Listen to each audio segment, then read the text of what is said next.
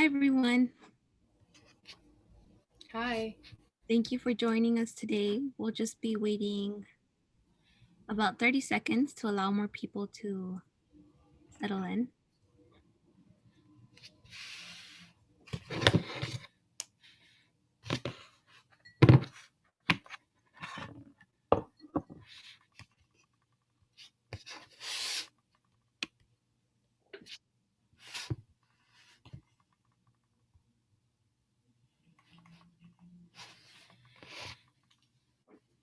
Okay, well, thank you for joining us today. Today, Sark will be presenting internship and careers in economics. So shining a spotlight on this major. But we will begin with introductions. So my name is Libni Martinez. I am a fourth year here at UCI. I am double majoring in psychology in the School of Social Sciences and European Studies in the School of Humanities. I'm Pingy. I am a fourth year in social science and I'm a psychology and economics major.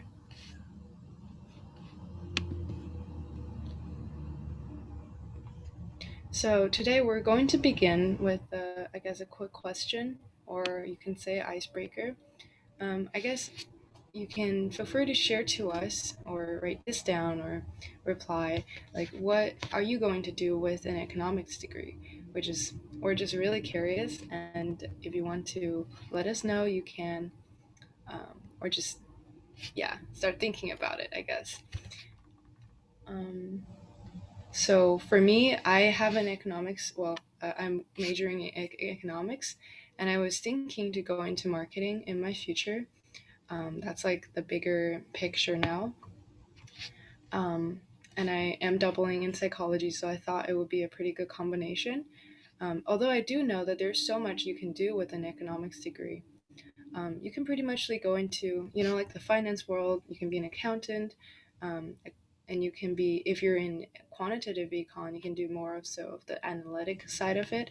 Um, you can be in financial advising, um, management, and just much, much more options with economics degree. Sometimes the career choice that you might have probably could have nothing to do with economics, but the major economics studies about how to utilize the scarce resources in, especially like in the market, and the macroeconomic studies how overall, like internationally, the market behaves, and the microeconomics talks more about firm and individual behaviors and how, like, demand and supply and how those affects the market. So here are actually some of the people that are economics major, but you probably wouldn't know or guessed. There, of course, are many other really famous people, like um, it's just like Donald Trump, for example. He's also an economics major. There's many other kinds of like big like real estate owner and stuff like that, like business owners. But these are just kind of like some of the people I chose that I think it's very interesting to represent this. So, for example, Elon Musk is a CEO and is a tech company, but he actually studied economics on, like, I don't know, computer science or something. Kate Blanchett is one of my favorite actor, and I didn't know this before, but she was actually also studying economics in Melbourne University, and she is a great actor. But again, it doesn't have to be always applicable directly to economics. And we have the Myanmar stateswoman Aung San Suu Kyi, and there's a lot of things going on in Myanmar, but she's a democracy campaigner, and she studies economics as well. So here we're going to go in depth a bit more to just kind of like go over, like, what kind of career do I want and how do I obtain them? Like, what is the economics major is about? Either if you're deciding if you want this major, or you already are this major and trying to look for a job or a career option. Um, so we have several, so I can also link the things down below. We just have like several resources to go over. So Right. first, oh, go ahead. Oh, I wasn't sure if we were going to begin. Go ahead, Pinyi, we like. Okay. So we have Focus 2 Career. It's a website that can kind of just like tailor to you and have so like a lot of quizzes to see what kind of careers that you would like to have, and like your capacity capabilities of those careers and what's your strength, and so forth. The National Outlook Handbook, Occupational Outlook Handbook, can better present you like the statistics of the job, um, that's people that are doing similar things related to economics or finance in the market. The American Economic Association is also a great tool for you to just kind of like explore more about the fellow economics majors and to see like I guess some sort of the research side of it as well. And there's also job listing there. They have career options. They have a lot of journals. They also have a lot of like events that can be providing you with just like more up to date insights about the whole industry. Um, so I would say like feel free to check those website out. They have a lot of like guidance to people that are economics major or just like people that are involving in this field overall. Another tool that I found very interesting is the Exploring Major, and personally, it has helped me. Just kind of like it's provided by the DCP, the Division of Career Pathway. It let you to put in the major you have at UCI and kind of show you what kinds of um, I guess job position that this can lead to, and the salary, and if it's like a bright outlook kind of a career. Um, I can probably share this site later on at the end of the presentation just to give you a quicker ideas. But yes, all of these are amazing tools to help you to explore your careers in economics.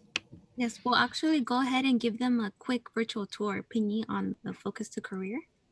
Okay, Slide. so So I can go ahead and share my screen.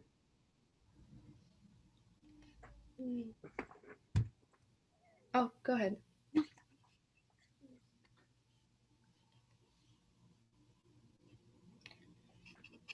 Okay. That's all right. Here it is. Okay. So we'll begin with this one, Focus to Career. We go to this website and we click Get Started with Focus to Career. It'll take us to logging in, which is fine. That's the first step. Here we go.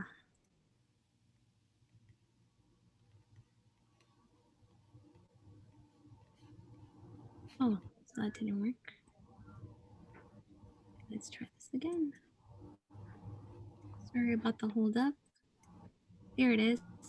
Okay, so Career Planning Foundations. As you see, there are a bunch of self-assessments that you can take, and that includes work interest assessment, personality assessment, skills assessment. But what we're looking for here is what can I do with the major blank offered at University of California? And here we have a bunch of options. So we have aerospace, anatomy, and what we're looking for is economics. So we're going to scroll down and we're going to find economics here. We're going to click and you can see that there are a variety of occupations available. So we have actuary, administrative service manager, business professor, economics professor, if you want to really emphasize on the economics major that you were able to accomplish at the end of your bachelor's degree. So we have environmentalist economics. And then we see another column right next to it, US national mean salary, that tells you what you will be making more or so in the year. So that's also something to keep in mind. It tells you whether it's a green job or a bright outlook, which is another feature that's very helpful if you'd like to do something that helps the environment. We have financial analyst, financial planner, marketing managers, and then also one with a bright outlook. So I thought these were a lot of features that one can take into consideration when planning what to do for your career. And I think for the bright outlook, it probably just means that this position will be having more opening like in the future, and or this one has like a lot of growing just like possibilities in it, that a lot more people are doing it. For example, um, like the management consultant or actuary, those Mhm. are jobs that are like kind of just like overall increasing the size, and there are just more people that are involving in that. So that's a bright outlook. Okay, thank you. Can you for elaborating on that? Yeah. Okay, so now that well, you've seen some of the occupations that are available, we can go ahead and go to our next tool, which is the management occupation, the Outlook handbook, right? And so here I went ahead and clicked on management since we saw that that was one occupation you can take as an economic major. And here we have a variety of management positions. So we have advertising, architectural, compensation, construction.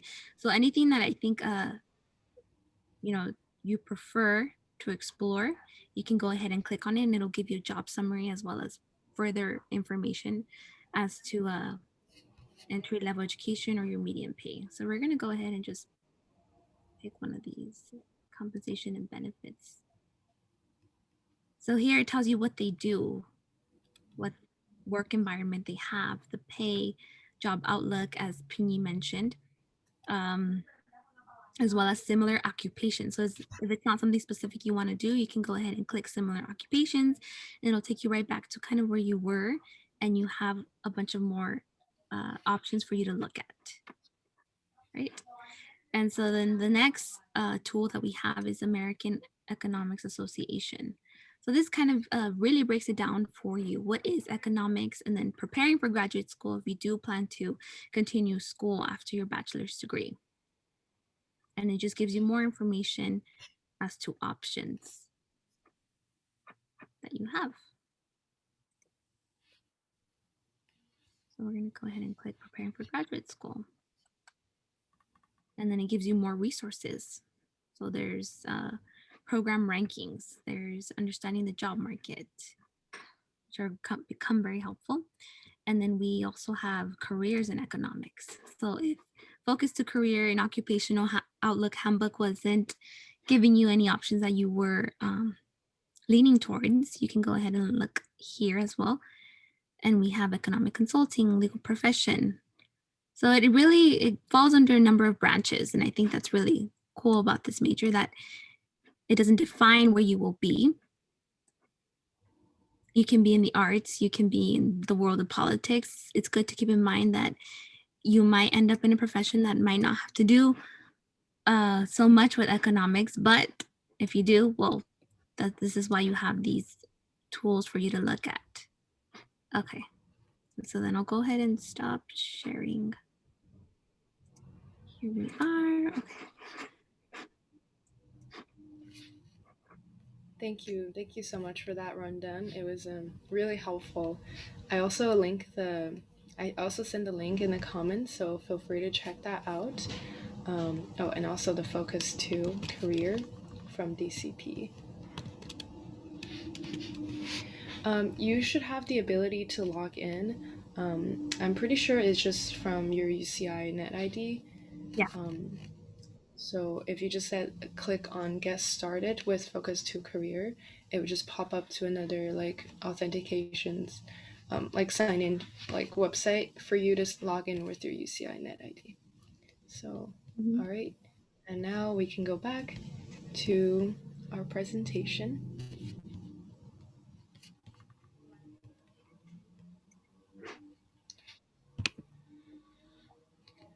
Right. And so there are a couple more exploration tools that you can visit, and that would include the SARC internship database. So the SARC website provides an internship database where you can find anything that would call to your attention during these times. So there it is split by remote and also just in general in internship organizations that we've paired with.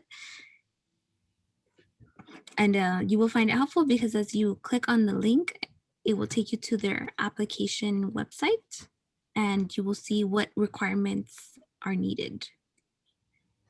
So it can tell you whether you need to turn in a resume via handshake or via direct email, right? So that's something else that we can certainly provide a link for as well.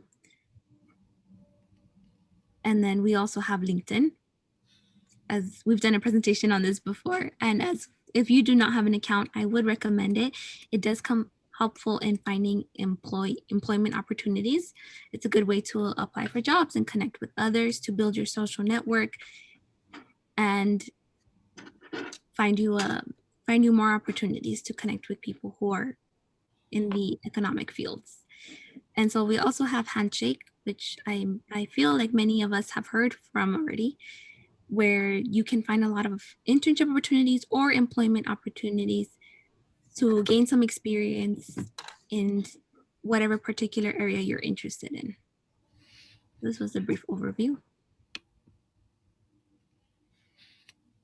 Right, and so another way that you can come into contact with people who are economists or will have a focus on economics is to contact employers directly. So feel free to do some research on what it is that they do, what they find their passion in, and to contact them, send them an email, tell them that you're interested in their work and finding out more as to what they can do. And something else you can do is to really improve your resume and your cover letter, because this is something that you can upload in various areas, whether it be the email or whether it be in Handshake or in your LinkedIn profile. It will come useful for you to brand yourself, right? If you want to continue your exploration path. And also do not be shy to follow up. So if maybe they haven't replied to your email that you sent previously, it's okay to send another email and then ask them if there's a good time for you to meet, or if there's a good time to discuss furthermore on your aspirations. And we can go ahead and go to the next slide.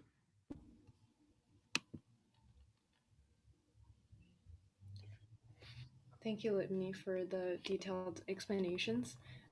We're going to soon to go over a bit about more in depth about resume and cover letter.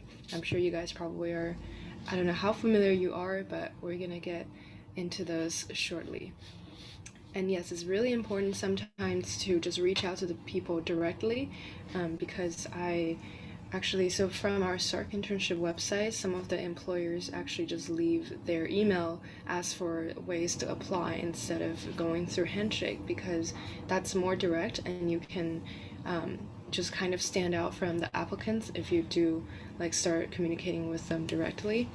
Sometimes they might just have a job opening for you if you do let them know.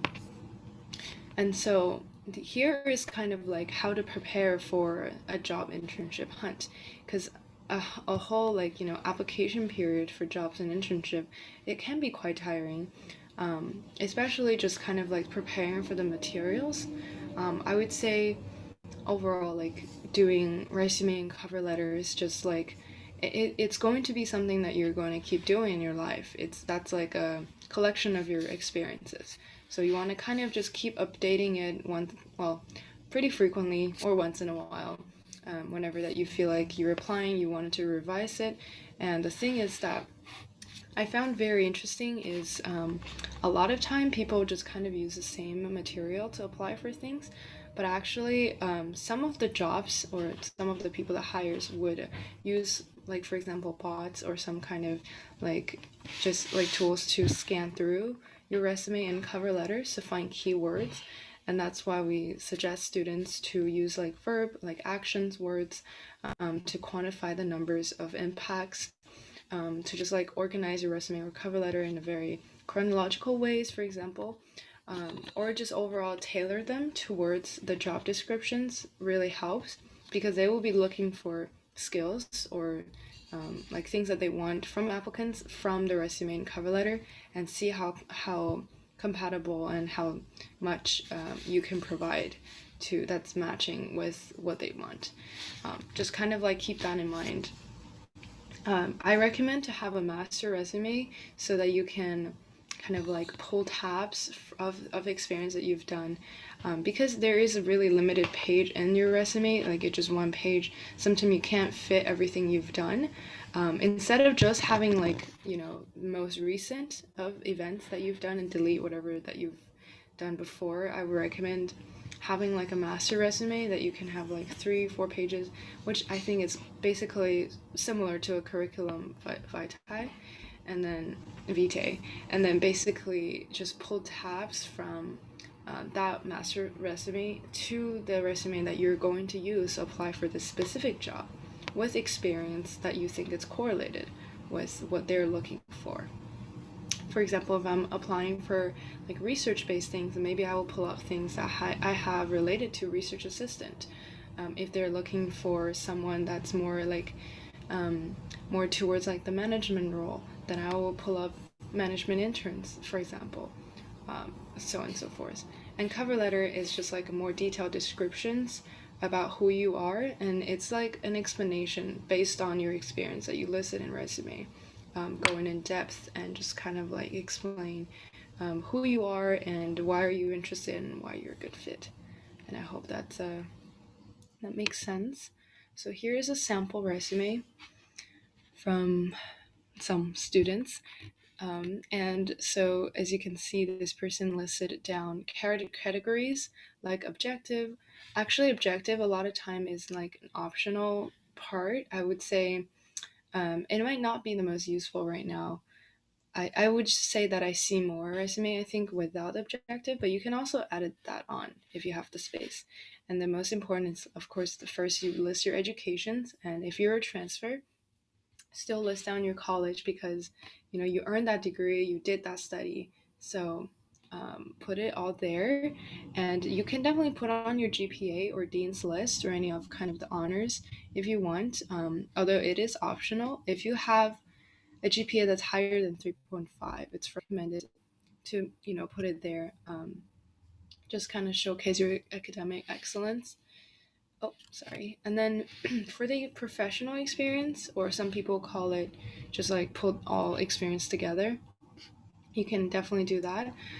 Just kind of like things that you've done before, that's leadership or like professional or internships, for example, that you can put in there.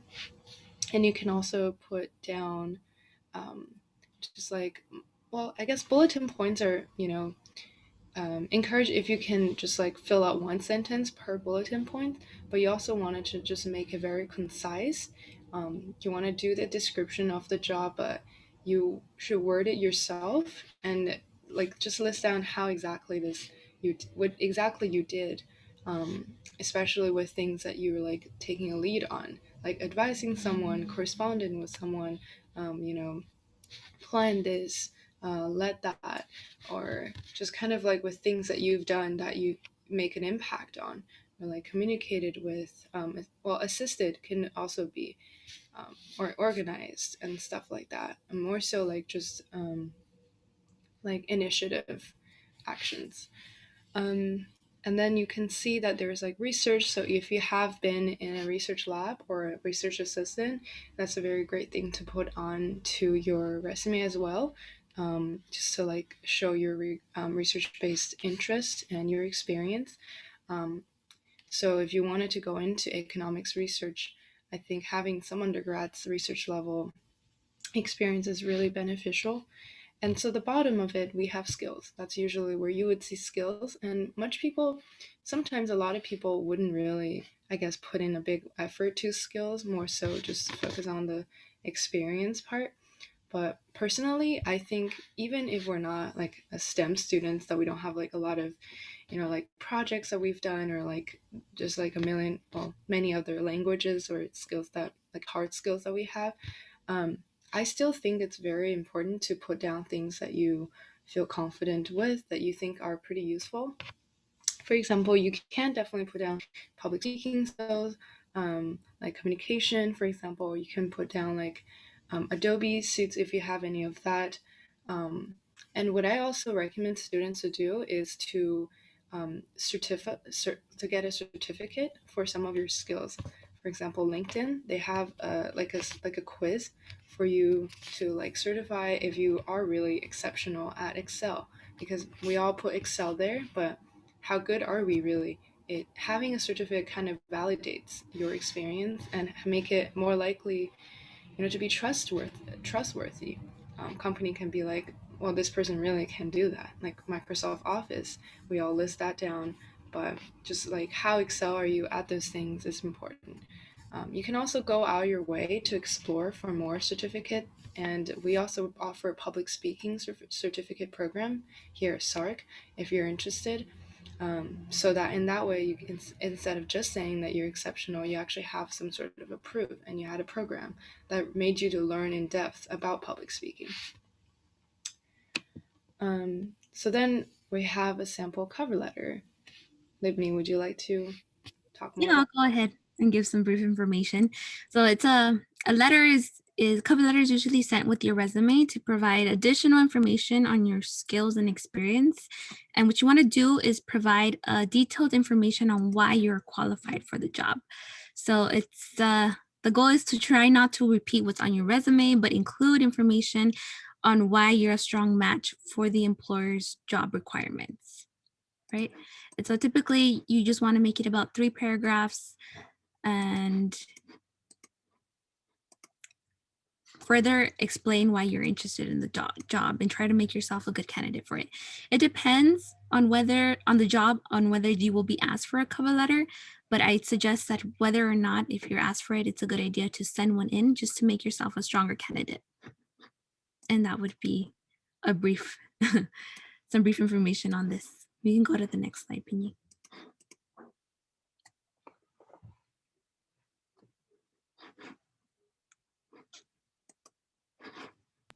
Sorry. Thank you, Livni. So yes, for the sample cover letter, it is important to just kind of like have a very structured way and very tailored to the specific job. We also have workshop for cover letter and resume as well, and you can book a consultation with us if you want to have your resume and cover letter to be revealed. But sometimes when you are going for, I guess, like a career that you don't really know much about. For example, I just switched into economics and I don't really know what is there to do like in this field, and I want to just know more about it, to see what people do with this degree and what they do for a job and how that life is. So you can go ahead and do some informational interviews, and don't worry, it sounds scary because of interviews, but it's actually just like a like a coffee chat with someone that you know, or some connection that you have, of someone that are in this field or majored in economics and doing something that you think is interesting. So you can do that with the Anteater Network, or you can do that in LinkedIn, or you can just do that in other ways that connect you with. But here, just the networks are just like more professional, and you can send a message explaining, like introduce yourself, explain why you want to have an informational interviews with them, what you want to learn more about. A lot of time, I would say 9 times out of 10, people will reply you and be willing to help you because either they're an alumni or a connection you have, and they want to help out you and to just like tell you more about how they get there and what they did, and I guess the day of the day of their life, when they're doing the job. So I can also showcase a bit about the Anteater Network. I'm not sure how much people have used that. Um, it's like a LinkedIn for UCI students. So let me stop sharing and open this page. Oops.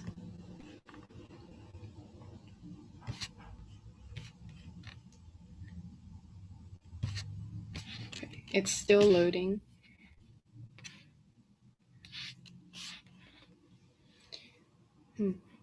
Okay. Sorry, my computer is very slow. So you kind of just sign in.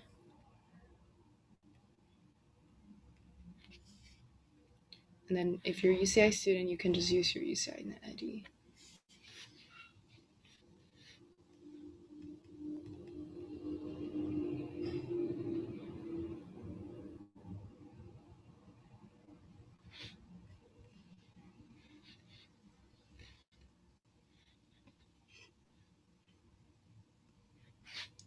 It's still loading.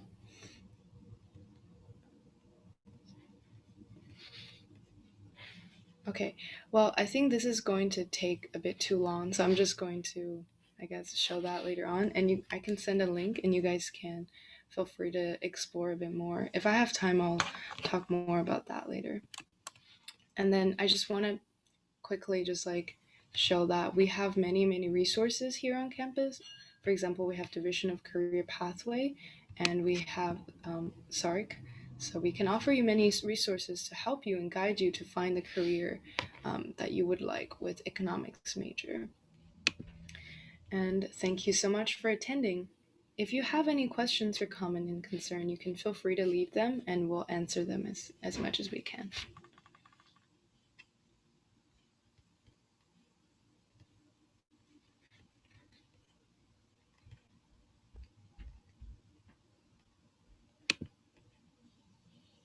I'm just gonna stop share for a second. It seems like we're all good. Well, if you guys want to, you feel free to leave. If you do have any question, feel free to reach out to us or connect to us through social medias platforms, and we're always here to help you. And good luck with the job hunts. Come to us for more consultation, our resume CV reviews, and more.